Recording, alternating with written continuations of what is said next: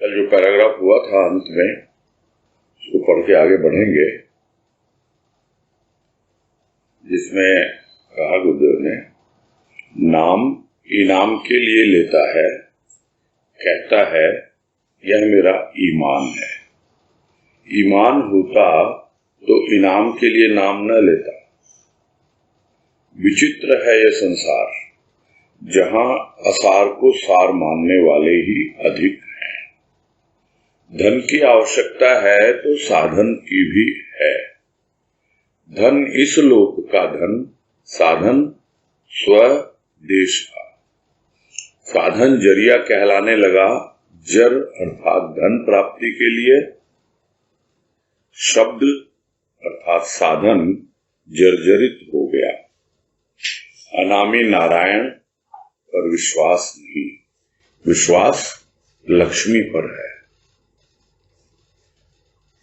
चंचला स्थिर रहेगी यह भ्रम ही तो है। दासी सहायक होगी स्वामी के बल पर। स्वामी की आज्ञा दासी का कर्तव्य, किंतु फिर भी दासी के प्रार्थी अनेक और स्वामी के अनेकों में एक। और इसमें यही भाव लिया था हमने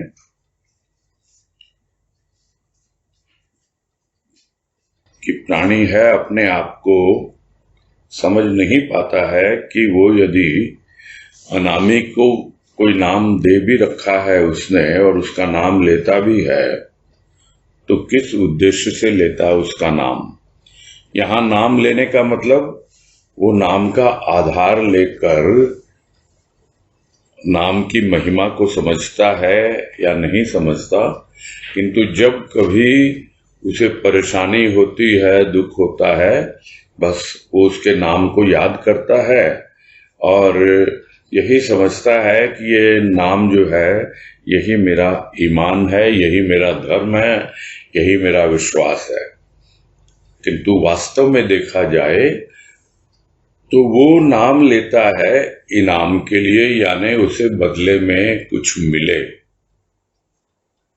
कुछ भी वस्तु के रूप में, धन के रूप में, और जो भी उसके कार्य नहीं संभव हो पा रहे हैं उसके द्वारा वो कार्य उसके सिद्ध हो जाएं, कार्य पूरे हो जाएं। इन्हीं सब बातों के लिए वो नाम लेता है, यानी इन इनामों को प्राप्त करने के लिए।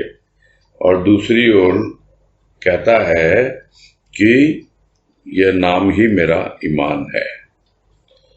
भाई, यदि वास्तव में तुम्हारा ईमान होता, नाम ही तुम्हारा आधार होता, तुम्हारा विश्वास होता, तुम्हारा धर्म होता, तो फिर समझना चाहिए इनाम के लिए नहीं लेता, स्वार्थ सिद्धि के लिए नहीं लेता, स्वार्थ पूरा करने के लिए नहीं लेता, या अपना काम बनाने के लिए नहीं लेता। यह बात समझ में आ जानी चाहिए। किंतु यह संसार तो विचित्र है। जो चीज कोई सार युक्त है ही नहीं, जिसमें कोई तत्व है ही नहीं, सार है ही नहीं, उस असार को भी सार मान बैठा है यह संसार। और ऐसे ही लोगों का आधिक्य है, ऐसे ही लोग भरे पड़े हैं दुनिया में, यानी असार वस्तु को सार समझ बैठे हैं। असार क्या है? असार है भौतिक धन। आवश्यकता तो है प्राणी की, किंतु यह धन कहां काम आएगा? इसी लोक में तो काम आएगा। जब तुम अपने देश लौटोगे, स्वदेश लौटोगे, जहां से तुम आए हो, तो वहां क्या काम आएगा? वहां काम आएगा साधन।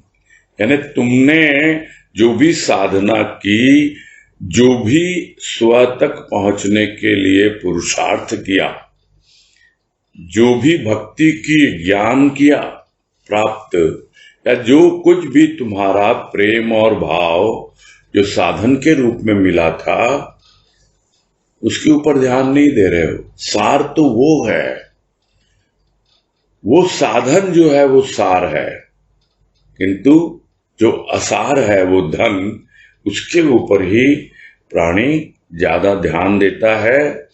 और वो जो साधन है यानी वो प्रेम और भाव के रूप में जो मिला था उसे अपने प्रभु की कृपा से, वो उसके लिए जरिया कहलाने लगा। किसके लिए? जर प्राप्ति के लिए, यानी धन प्राप्ति के लिए। यानी जो थोड़ी बहुत प्रेम और भाव की अनुभूति मिलती भी है आगे बढ़ाने के लिए, यानी साधन के रूप में अपनाने के लिए और स्वयं के देश तक पहुंचने के लिए, अपने भीतर अपने आपे को जानने के लिए, उस साधन को उसने लगा दिया धन प्राप्ति के लिए। और जो वास्तव में जो शब्द यानी जो उसे मिला था नाम, शब्द के रूप में जो मिली थी एक ध्वनि जो भीतर झंकृत हुई थी प्राणों में, और उसके आधार पर उसने उस नाम की महिमा को समझा था और प्रेम और भाव की एक ऐसी अनुभूति उसने प्राप्त की थी, वो फिर जर्जरित हो गया, यानी उस पे जंग लगने लग गया और धीरे धीरे वो क्षय को प्राप्त होने लग गया। तो इसलिए बहुत स्पष्ट रूप से समझ लेना चाहिए जो गुरुदेव ने यहां समझाया है कि मैंने तुम्हें साधन दिया है सत्संग का। तो सत्संग तो एक बहुत ब्रॉड या बहुत व्यापक शब्द है।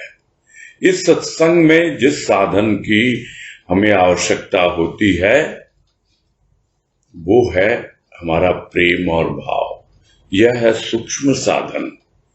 हाँ, स्थूल साधन भी कुछ चाहिए भौतिक धन के रूप में, बहुत कम, नहीं के बराबर। जो पहले भी बात आई कि मात्र 10% जीवन ही भौतिक जीवन जो ऊपर दिखलाई पड़ता है, बाकी 90% तो भीतर का जीवन है जिसकी ओर प्राणी ध्यान ही नहीं देता है। तो यदि आपको उस 90% का थोड़ा सा भी आभास हो रहा हो सतगुरु की कृपा से, और आप यदि उसको उस 10% के लिए बर्बाद करना शुरू करो, तो थोड़ी सी जो भी हमको अनुभूति कहें, अनुभव कहें, उसकी कृपा के फलस्वरूप मिली है, वो ऐसे ही नष्ट हो जाती है। अनामी कौन है? अनामी है वो भगवान, वो नारायण। उस पर तो विश्वास है नहीं कि वो कुछ करेगा, और अगर उसके पास जाता भी है तो किस लिए? धन के लिए, क्योंकि उसे विश्वास तो लक्ष्मी पर है। वो जानता नहीं कि ये लक्ष्मी जो है ये तो चंचला है, ये क्या टिकेगी, कभी स्थिर रहेगी। ये एक प्रकार का भ्रम है कि मैं खूब कमा लूं, खूब जमा कर लूं और फिर मेरे काम आएगा। कुछ पता नहीं है, ये ऐसी चंचला है, कब कहां से निकल जाए हाथ से पता ही नहीं लगता है। हाँ, वो दासी अवश्य सहायक होती है, कब? जब स्वामी, उसका स्वामी यानी लक्ष्मी का स्वामी जब कृपा करता है। वो दासी सहायक होती है जब उस लक्ष्मी के ऊपर में वो नारायण कृपा करता है, तो स्वामी के बल पर और स्वामी की आज्ञानुसार वो लक्ष्मी चलती है। इस बात को समझ नहीं पाता है प्राणी, इसलिए उस अनामी पर उसको ध्यान देना चाहिए, अनामी के ऊपर पूरा फोकस करना चाहिए। किंतु एक और तो अपने नाम के पीछे पागल, और सोचता है कि यह नाम जो है मेरा होगा, रुपया पैसा कमाने से समाज में मुझे महत्व मिलेगा और सब लोग मुझे पूछेंगे। एक यहाँ उसे गलतफहमी होती है, और दूसरी गलतफहमी कि वो अनामी पे विश्वास नहीं करके इनाम के लिए नाम लेता है। यानी अगर ईमान है भी, उसका विश्वास है भी, तो किस पर है? स्वामी पर नहीं है, दासी पर है। किंतु समझ नहीं पाता है कि यह दासी स्वामी की आज्ञा का ही पालन करती है। क्यों? क्योंकि यह दासी का कर्तव्य है। किंतु सब कुछ समझकर भी दासी के प्रार्थी अनेक, यानी उसके लिए प्रार्थना करने वाले तो अनेक हैं, किंतु स्वामी के पास जाने वाले, यानी अनामी के पास, उस नारायण के पास जाने वाले और उसको मानने वाले, उन अनेकों में कोई एकाध निकल के आता है। अन्यथा जो पहले कहा गुरुदेव ने कि असार को ही सब कुछ मान बैठा है प्राणी, और असार को ही सार मानने वाले लोगों से यह संसार अटापटा है, पूरा भरा हुआ है। समझ नहीं पाते लोग। आगे कह रहे हैं, यह भी विचित्र खेल है। दासी ने दे उदासी धन की रक्षा के लिए, स्वामी ने बनाया निष्कामी आनंद के लिए। अनामी के नाम अनेक तो काम भी अनेक। अनामी के नाम पर भिन्न भिन्न धर्मावलंबियों ने जो कार्य किए तथा कर रहे हैं वे सर्वविदित है। धर्म और अनामी उपहासास्पद नहीं थे, न है। रीति रिवाज न धर्म थे, न है। इन्हीं को धर्म मानने वाला व्यक्ति सदा भ्रम में ही रहा और रहेगा। अनामी मान्यता का इच्छुक नहीं, मान्यता बदलती रहती है। अनामी चिर शाश्वत है, परिवर्तन विनाशी का, अविनाशी अनामी।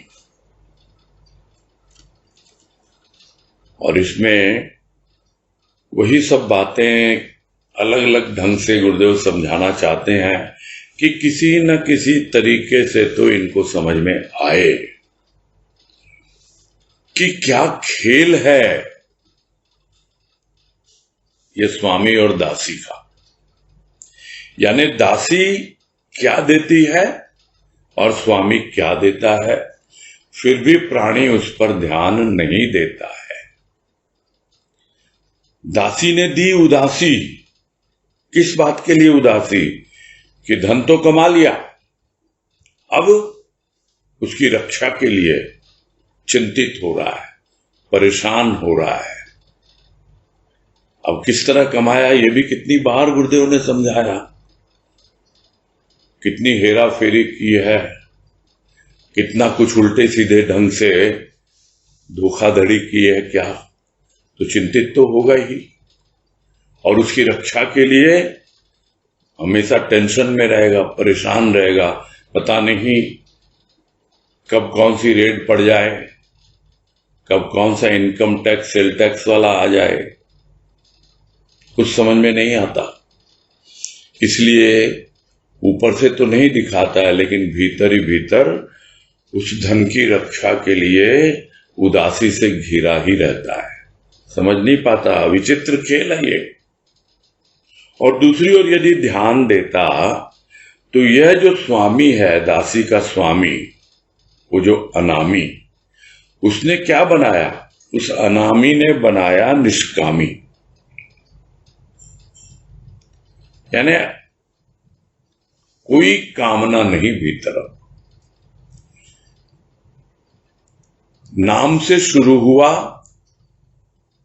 नाम का आधार लिया और उस आधार के द्वारा गुणों तक पहुंचा, और गुण के बाद में पूरी तरह निष्काम भाव से भक्ति करने लगा। और उस भक्ति से जो भी साधन उसे मिले थे प्रेम और भाव के, उससे आगे बढ़ता गया, ज्ञान प्राप्त करता चला गया और पूरी तरह से अकर्म की स्थिति में पहुंच गया। यानी कर्म तो करना ही है, उसने अपनाया साधन विकर्म का।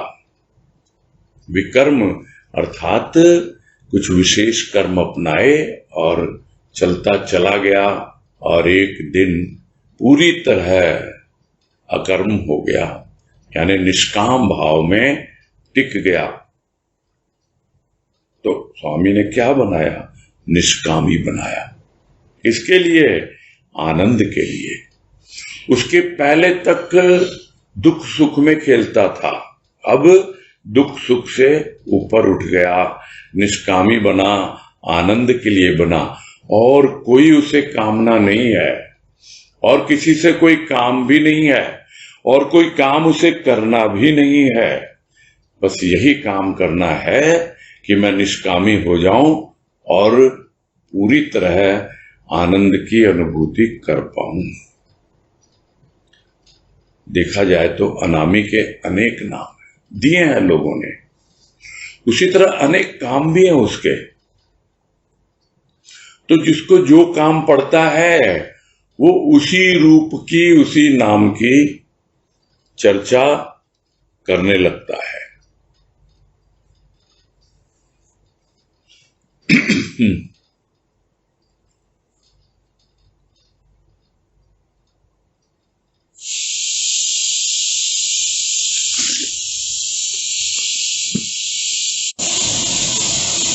तो यही बात चल रही थी कि अनामी के नाम अनेक है जो लोगों ने दिए हैं, और उन नामों के आधार पर उनके काम भी हैं। और या यूं कहें कि उनकी लीलाओं को देखकर, उनके कामों को देखकर ही अनामी के अनेकों अनेक नाम दे दिए गए हैं।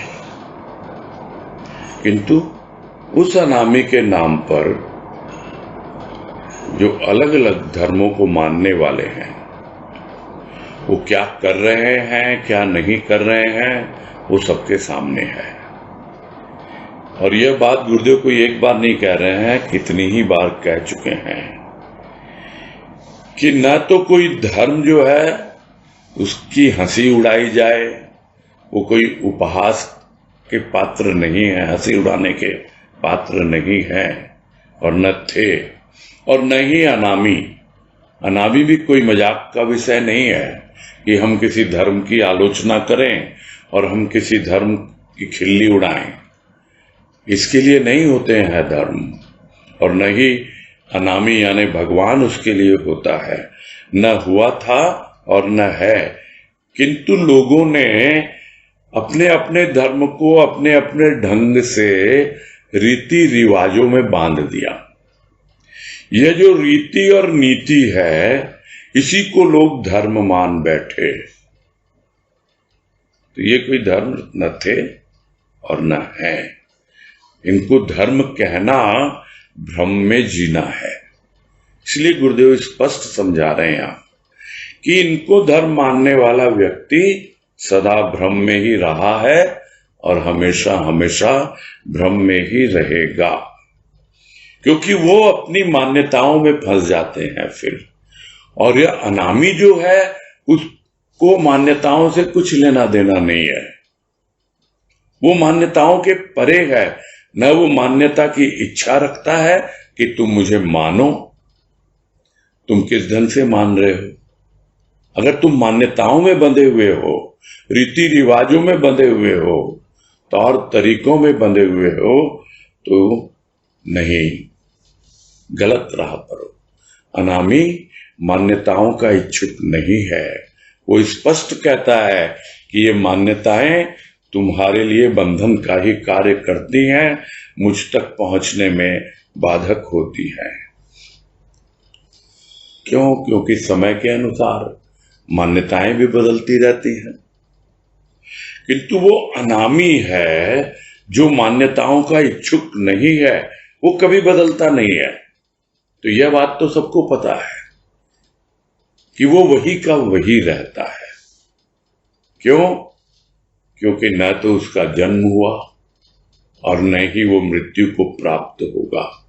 इसलिए वो शाश्वत है, हमेशा से था और हमेशा रहेगा। जो कुछ भी परिवर्तन होता है वो विनाशी का होता है। हम देखते हैं परिवर्तन किसका होता है? शरीर का होता है। तो शरीर विनाशी है, यानी नाश को प्राप्त होने वाला है।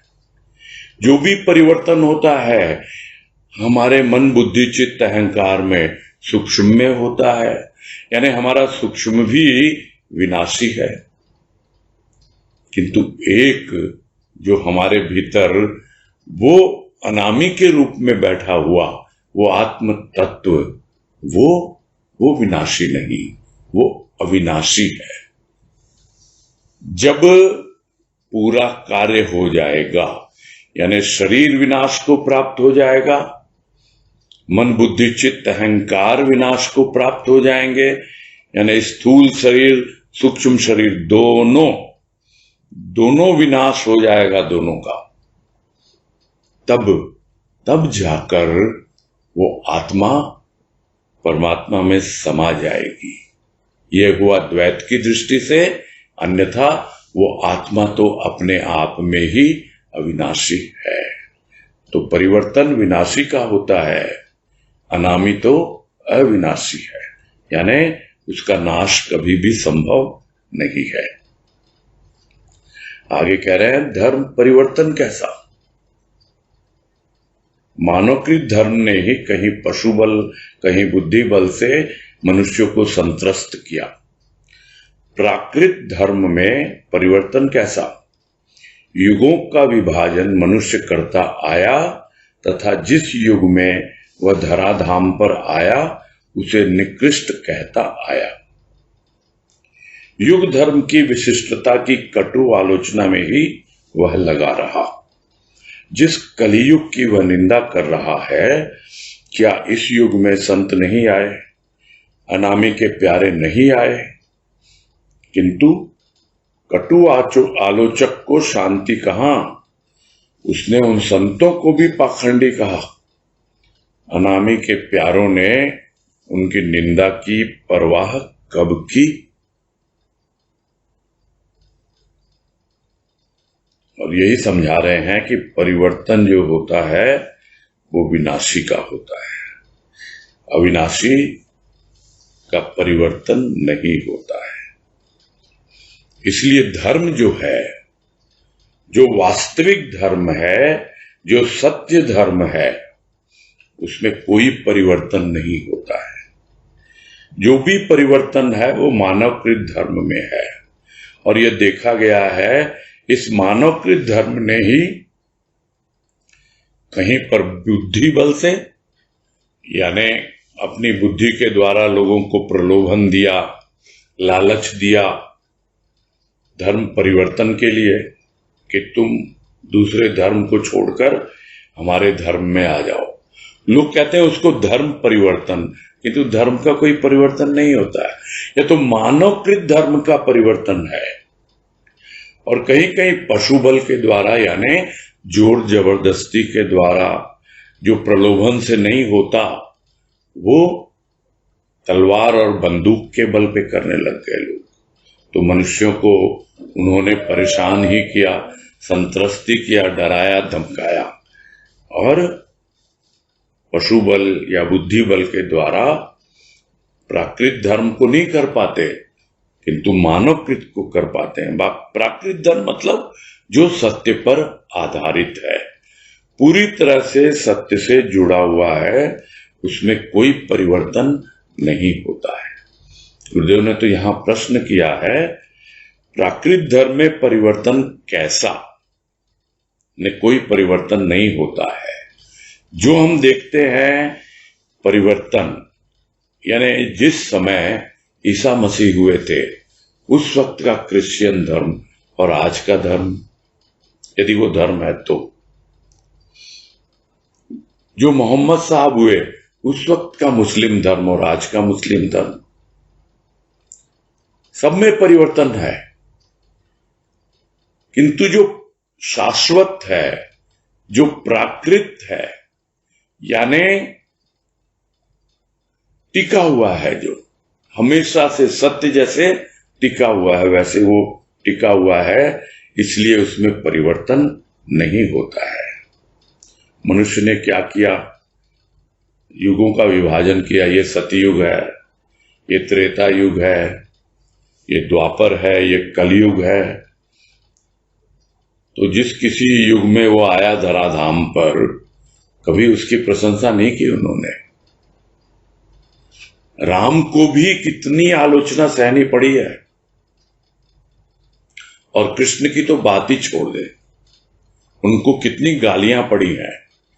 युग के लोगों ने कितना उनको गाली दी है, कोसा है। तो क्या है ये, जो भी इस धराधाम पे जिस युग में आया उसने लोगों को भी निकृष्ट कहा और युग को तो निकृष्ट कहा ही कहा। ये क्या युग है? कलयुग है। अभी कलयुग की आलोचना में लग जाओ।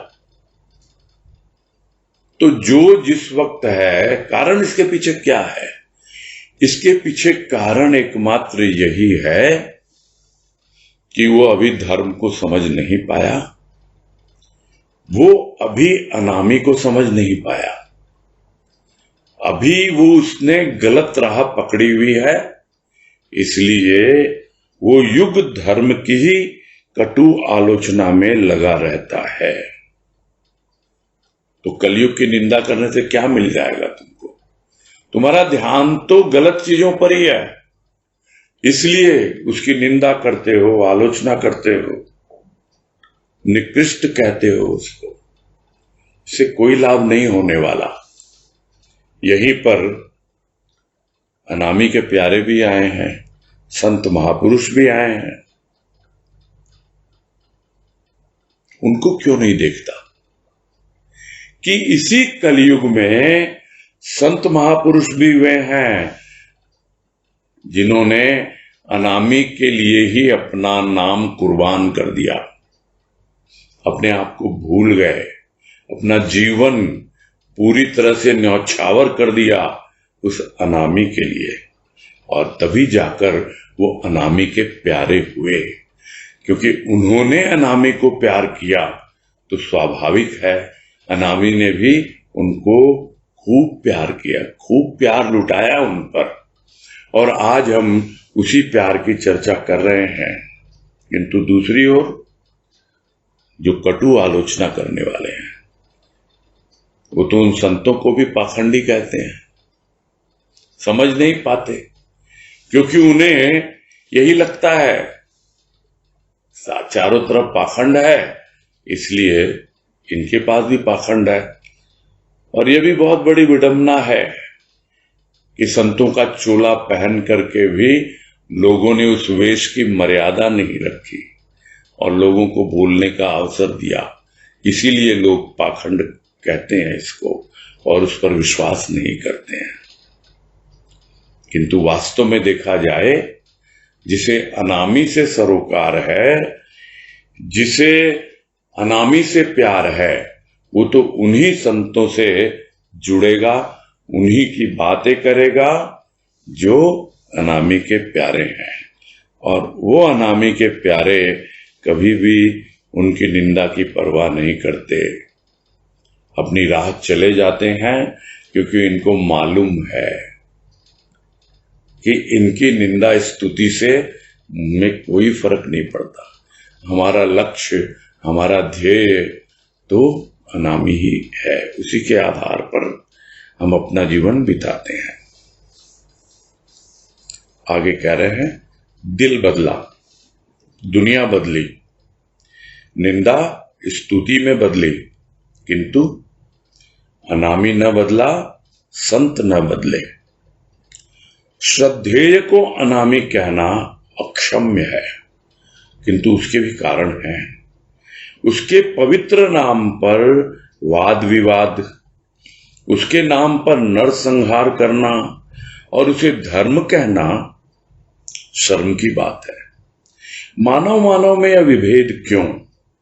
यह कैसी सभ्यता है, कैसी संस्कृति है जहां स्वार्थ और अभिमान पर ऐसे कुकृत्य किए जाते हैं और धर्म का नाम लिया जाता है।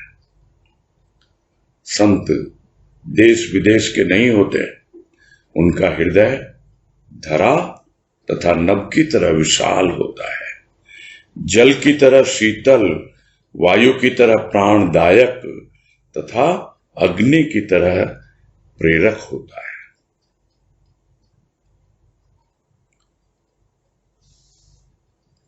तो यही कह रहे हैं गुरुदेव कि लोगों ने उनकी निंदा की, उन्होंने परवाह नहीं की। संतों ने, दिल बदलता है दुनिया का, ऐसी बात नहीं है। निंदा करने वाले स्तुति भी करने लगते हैं, किंतु वो संत नहीं बदले। क्यों नहीं बदले? क्योंकि उन्होंने अपने भीतर उस अनामी की स्थापना कर ली, उस अनामी को प्रतिष्ठित कर लिया। इसलिए अनामी नहीं बदलता तो संत कैसे बदल सकता है? तो न अनामी बदले और न संत बदले। भले ही आप उनकी पहले निंदा करते थे, अब स्तुति कर रहे हो सकता है आपका हृदय परिवर्तन हो गया हो सकता है दुनिया बाद में बदल जाती है, किंतु संत नहीं बदलता।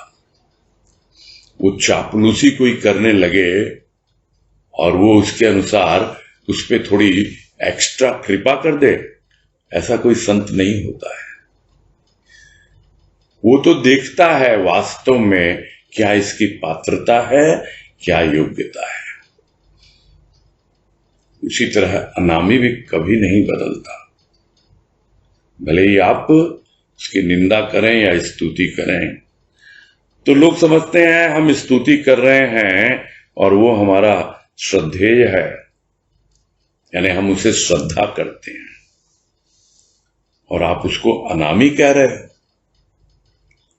यह तो अक्षम्य है। अक्षम्य है मतलब क्षमा नहीं करने योग्य है। यह तो अनामी तो कोई और है। आप जिस पर श्रद्धा कर रहे हो उसका तो कोई कारण है। वो कारण यह है कि उसका नाम है, और अक्षम्य होने के भी कई कारण हैं कि सिर्फ श्रद्धा कर रहे हो और आप उसको ही बोल रहे हो यही मेरे लिए भगवान है, और भगवान के नाम पर उसका प्रचार कर रहे हो। उस भगवान के पवित्र नाम पर आप वाद विवाद कर रहे हो, उस भगवान के नाम पर आप नरसंहार कर रहे हो, और उस भगवान के नाम पर आप उसको धर्म कह रहे हो। इसीलिए कह रहे हैं गुरुदेव कि यह बड़ी शर्म की बात है। इसलिए ये क्षमा करने योग्य नहीं है, क्योंकि ये मानव मानव में भेद कर रहे हैं। सब तो उसी की संतान है, किंतु ये कहते हैं भाई ये तो इस धर्म को मानने वाला, यह उस धर्म को मानने वाला, ये हिंदू, ये मुसलमान, ये क्रिश्चियन, ये कुछ भी नाम दे देते हैं। मानव मानव में भेद कर देते हैं। मानव तो मानव है। ये धर्म क्या है? यह तो एक मान्यता है, और मान्यता वो तो बदलती रहती है। जो अनामी को समझ लेता है वो मानव मानव में कोई भेद नहीं करता। जो नहीं समझ पाता अपने आप को ही अनामी मान बैठता है, क्योंकि लोग उसे श्रद्धा की दृष्टि से देखते हैं और वो समझ लेता है मैं ही भगवान। और बहुत से लोगों ने उद्घोष भी किया अपने आप को भगवान, और अपने नाम के साथ भगवान शब्द भी जोड़ दिया। उन्होंने जोड़ा या उनके भक्तों ने जोड़ा, वो तो वो जाने। किंतु ये बड़े शर्म की बात है कि भगवान के नाम पर, पवित्र नाम पर लोग वाद विवाद करते हैं, नरसंहार करते हैं और उसे धर्म कहते हैं। अरे अगर ऐसा ही है धर्म, तो क्या मानव एक मानव दूसरे से अलग है? ये कहाँ की सभ्यता है? ये कौन सी संस्कृति की बात कर रहे हैं आप? यहां तो केवल स्वार्थ और अभिमान का ही नंगा नाच हो रहा है, कुछ नहीं है। ये इतने कुकृत्य किए जा रहे हैं, यानी गलत काम, बुरे काम, स्पष्ट दिखलाई पड़ रहा है कि धर्म के नाम पर क्या क्या किया जा रहा है, और उसे आप धर्म का एक चोला चढ़ा रहे हो, ऊपर मुलम्मा दे रहे हो कि हाँ ये हमारा धर्म ऐसे कहता है। कोई किसी देश का हो, कोई किसी देश का हो, किंतु संत कोई देश विदेश के नहीं होते हैं कि भाई ये धर्म वहां प्रधान है तो यहाँ पे यहाँ के संत हैं, ये धर्म वहां का है तो ये वहां के संत हैं। संत तो किसी देश विदेश के नहीं होते हैं। क्यों नहीं होते? क्योंकि उनका हृदय पृथ्वी की तरह विशाल है, उनका हृदय आकाश की तरह व्यापक है, विराट है, उनका हृदय जल की तरह शीतल है, पूरी तरह शांत रहते हैं, शीतल रहते हैं। उनका हृदय वायु की तरह प्राणदायक है। हमेशा उनके प्राणों में एक प्रफुल्लता रहती है, सजीवता रहती है। हर वक्त आप उन्हें प्रसन्न चित्त पाएंगे, आनंदित पाएंगे। और जब कोई भी ऐसे हृदय से जुड़ता है तो हमेशा उसे प्रेरणा मिलती है, एक ऐसी ज्योति भीतर जलती है, वो ज्योति उसे मार्गदर्शन दिखाती है, तो वो अग्नि की तरह प्रेरक बन जाती है। ज्योति क्या है? अग्नि का ही एक सूक्ष्म रूप है। तो इस प्रकार प्राणी अपने जीवन में संतों के उपदेश से, संतों के संदेश से समझ लेता है और उनके हृदय से जुड़ जाता है, और उसके हृदय की जो भी विशेषताएं हैं जो गुरुदेव यहां समझा रहे हैं, उन विशेषताओं को उपलब्ध करने के लिए संलग्न हो जाता है, लग जाता है उसमें कि मेरा भी हृदय इसी तरह है, विशाल हो, विराट हो, इसी तरह शीतल हो, इसी तरह मेरे प्राणों में हमेशा प्रफुल्लता रहे, एकदम संजीव बने रहे मेरे प्राण, निष्प्राण न हो मेरे प्राण, आनंदित रहें, प्रसन्न रहें, और हृदय की ज्योति हमेशा जलती रहे, ताकि कोई भी ज्योति से ज्योति प्रज्वलित होके उसका मार्गदर्शन मिल पाए उसे। आगे कह रहे हैं, ऐसे संतों के निंदक भी अनेक। ये संत उनके अर्थात धर्माभिमानियों के स्वार्थ प्राप्ति में बाधक प्रतीत होते हैं, किंतु संत ही यदि बाधक तो साधक कौन होगा? स्वार्थ परता संतों में भी अवगुण देखती है। गुण अवगुण की चर्चा करना अनामी का नाम लेख का विषय नहीं, वस्तु स्थिति का अवलोकन कर लक्ष्य की ओर अग्रसर होने की आवश्यकता है। तो वस्तु स्थिति का अवलोकन करना है, यही उद्देश्य है उसका, जो एक नाम का आधार लेकर अनामी तक पहुंचना चाहता है। और यही गुरुदेव कह रहे हैं, न इस लेख का वो विषय है, यहां तो जो भी वस्तु है, जो स्थिति है, जो आज देश में समाज में जो अवस्था है, उसको देख सुन करके हम आगे बढ़ना चाहते हैं बड़ी सावधानी के साथ, ताकि हम अपने लक्ष्य से विमुख ना हो जाएं, हम लक्ष्य की ओर अग्रसर होते रहें। तो क्या पाते हैं कि ऐसे संतों के भी अनेकों अनेक निंदक हैं, थे और आज भी हैं। किंतु ये संत उन निंदकों के, वो निंदक क्यों है?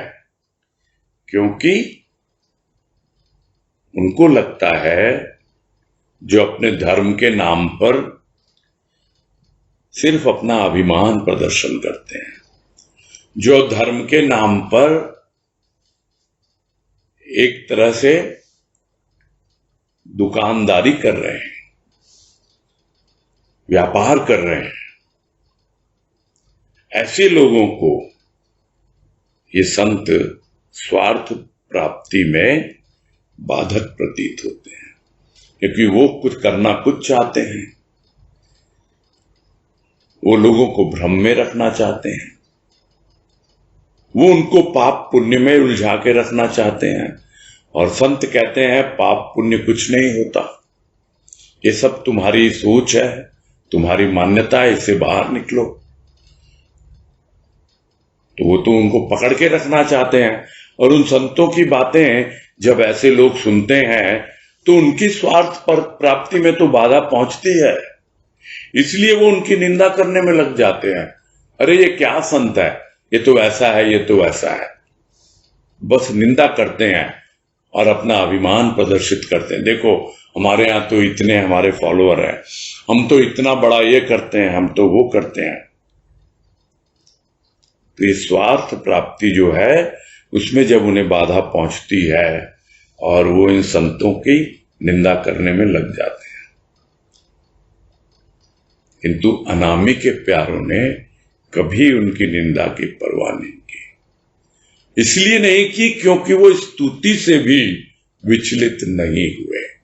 ऐसे संत जो निंदा स्तुति से ऊपर उठ जाते हैं, ऐसे ही संत वास्तव में अनामी को हम तक पहुंचाते हैं, या हम उनकी कृपा से अनामी तक पहुंच पाते हैं। तो जो लोग यह समझते हैं कि निंदा करने से संत विचलित हो जाएंगे, समझ में आता है लोगों को कि स्वार्थ प्राप्ति में बाधक हो रहे हैं ये संत, किंतु संत कभी बाधक होते हैं क्या? ये तो उनकी हीन भावना है। ये तो उन्हें पता है कि वो गलत कामों में लगे हुए हैं, गलत ढंग से लोगों को बरगला रहे हैं, भ्रमित कर रहे हैं, उन्हें पता है। इसलिए कहते हैं, तो गुरुदेव कह रहे हैं यहां कि संत ही यदि बाधक हो जाएगा तो फिर साधक कौन होगा? अरे संत तो सहायक है साधना में, क्योंकि वो स्वयं साधक रहा और उसने साधना की पद्धति हमें बतलाई, उसने साधन हमें दिए, और अब वो हमारा मार्ग प्रदर्शक बन के आगे बढ़ा रहा है और हमें लक्ष्य प्राप्ति के लिए अग्रसर होने में सहायता कर रहा है।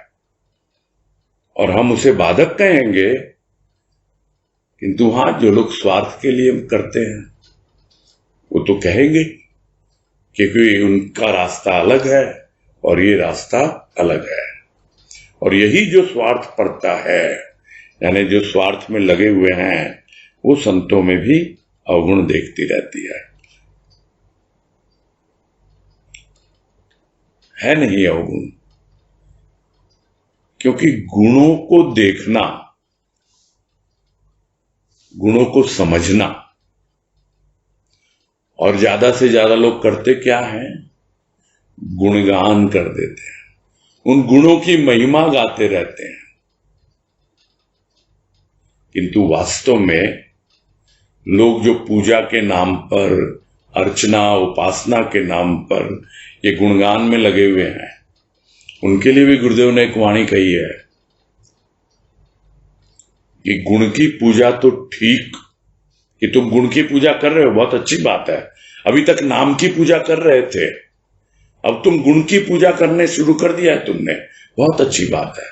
गुण की पूजा तो ठीक, किंतु गुण ग्राहकता ही पूजा है। यानी जिन गुणों की तुम पूजा कर रहे हो, संत के गुणों की, उनको ग्रहण भी करो, उसके ग्राहक बनो। तुम तो अपने स्वार्थ में लगे हुए हो, तुम्हारी स्वार्थ परता कभी तो उनकी स्तुति करती है, कभी निंदा करती है। भले ही तुम मुख से कुछ ना बोलो, जब स्वार्थ सिद्धि हो जाती है बड़ी प्रशंसा करते हो, और जब स्वार्थ सिद्ध नहीं होता तो भले ही निंदा ना करो, शिकायत तो अवश्य करते हो। तो इस प्रकार से क्या देखती है? यह स्वार्थपरता कहीं न कहीं संतों में भी गुण अवगुण खोज लेती है। यही कह रहे हैं गुरुदेव, हमें किसी के गुण अवगुण की चर्चा नहीं करनी है, ये इस लेख का विषय नहीं है। हम तो बस देख रहे हैं क्या हो रहा है संसार में। हम भी देख रहे हैं कि क्या हो रहा है हमारे संसार में। हमारा संसार जो एक छोटा सा संसार था, हमारा परिवार, वही हमारा संसार था। अब हमारा परिवार बड़ा हो गया, सत्संगी परिवार हो गया। तो हम भी देख रहे हैं कि क्या हो रहा है हमारे परिवार में, सत्संगी परिवार में और इस सत्संग रूपी संसार में। तो सब कुछ देख रहे हैं और सब कुछ समझ भी रहे हैं कि वास्तव में क्या हम वस्तु स्थिति का अवलोकन कर रहे हैं, समझ रहे हैं सब बातों को और लक्ष्य की ओर अग्रसर हो रहे हैं। अगर हो रहे हैं, यही कह रहे हैं गुरुदेव कि हमें तो लक्ष्य की ओर अग्रसर होने की ही आवश्यकता है। और इस लेख को पढ़कर, सुनकर, इसका भाव ग्रहण करके हमें न किसी की निंदा करनी है और न ही स्तुति करनी है। बस यही पूरा करते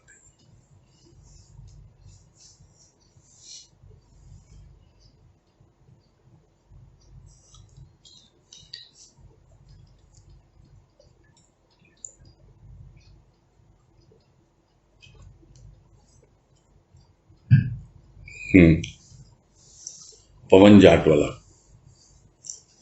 बोलिए। हेलो, नमस्कार भैया। हाँ नमस्कार, हरिओम, बोलिए। मेरे को आज का जो तीसरा पैराग्राफ है, हाँ जी, उसकी सेकंड लाइन में श्रद्धे को अनामी कहना अक्षम्य है किंतु उसके कारण भी है। हाँ जी, कारण में आपने बताया वो तो ठीक है, मेरे को श्रद्धे को अनामी कहना अक्षम्य है, ये थोड़ा कंफ्यूजन हो रहा है इसमें। यानी आप जिसको श्रद्धा कर रहे हो आप उसको ही भगवान मान बैठे हो। अनामी कहना मतलब भगवान। और लोग भगवान के नाम पर सब बातें तो आई थी कि अपने आप को भगवान उद्घोष भी कर दिया लोगों ने। कुछ लोगों ने, भक्तों ने उनको भगवान भी कहना शुरू कर दिया। सिर्फ श्रद्धा करने से ही कोई भगवान नहीं बन जाता है। सिर्फ श्रद्धा करने से ही किसी को आप अनामी नहीं कह सकते हो। आप अपने भीतर अनुभव करो, ये कोई क्षमा करने योग्य बात नहीं है। नहीं तो आप सिर्फ सद्गुरु भगवान करते रहोगे और भगवान को जान ही नहीं पाओगे। सद्गुरु की लीला में ही लगे रहोगे, उनके जीवन में, उनकी बातों में ज्यादा से ज्यादा। उनके साथ हमने समय बिताया, हमको ऐसा लगा, हमको वैसा लगा, इन सब में ही लगे रहोगे। श्रद्धा कर रहे हो, गुणों की ओर भी देखो। भगवान में तो श्रद्धा करना सही चीज है ना। भगवान कौन है, क्या नाम है उसका? हाँ, जैसे हम गुरु को भगवान मानते हैं, जो भी हमने पूजनीय है, जैसे माता पिता की स्कूल में भगवान देखो, वो तो शुरुआत है। तो श्रद्धे है ही ना अपने लिए।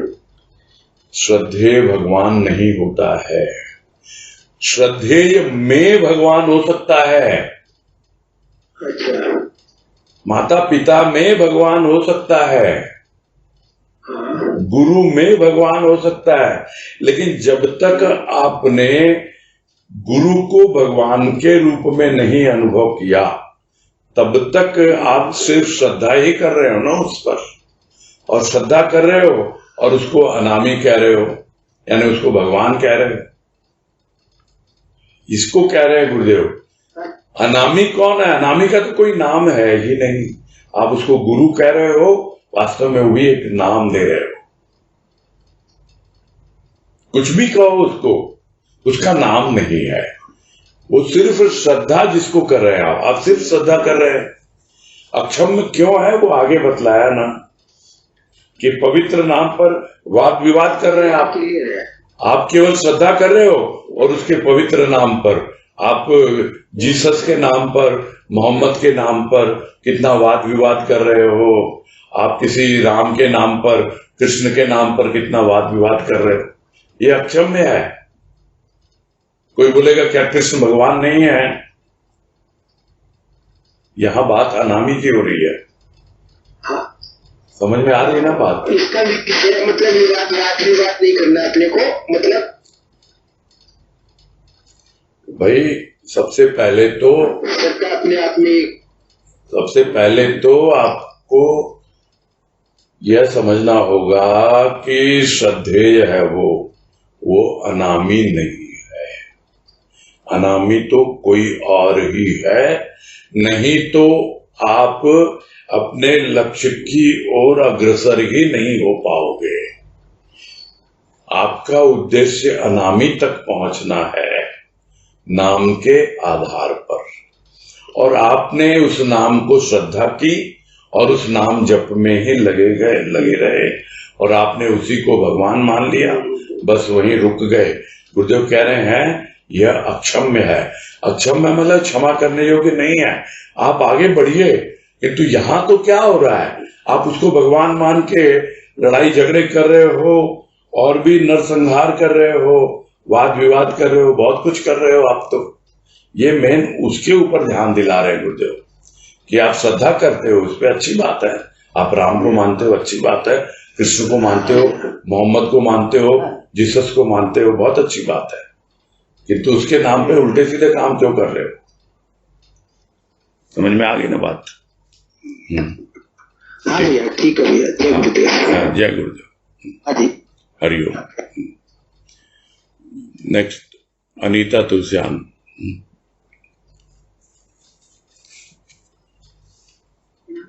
हाँ नमस्कार, बोलिए। भैया ये जो पैराग्राफ है, दिल बदला दुनिया बदली, हाँ, इसकी जो लास्ट लाइन है, जल की तरह शीतल, वायु की तरह प्राणदायक, अग्नि की तरह प्रेरक है। हाँ, तो अब सब प्रेरक जो समझ में बताया तो गया था। अग्नि क्या है, कौन प्रेरणा देता हमको? जो हमारे भीतर, जिसके भीतर ज्योति जल रही है हृदय में, और उसने हमारी हृदय की ज्योति जला दी। अब हृदय की ज्योति जलाने के बाद वो ज्योति ही हमें प्रेरणा देती रहती है। और ज्योति है क्या? अग्नि तत्व का सूक्ष्म रूप है। ये बात कही गई थी ना, वही है। अग्नि की तरह प्रेरक है वो ज्योति, हमारा मार्गदर्शन करती है, हमें प्रेरणा देती है आगे बढ़ने के लिए। वो ज्योति जो उनके हृदय में जल रही है और उनके संपर्क में आकर, उनका सानिध्य पाकर ज्योत से ज्योत जल गई।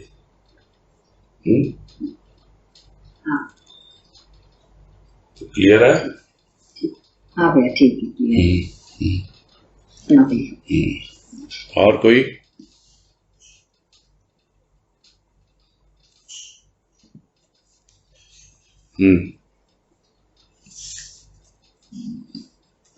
तो और कोई हैंड रेज नहीं है, फिर पूरा करें।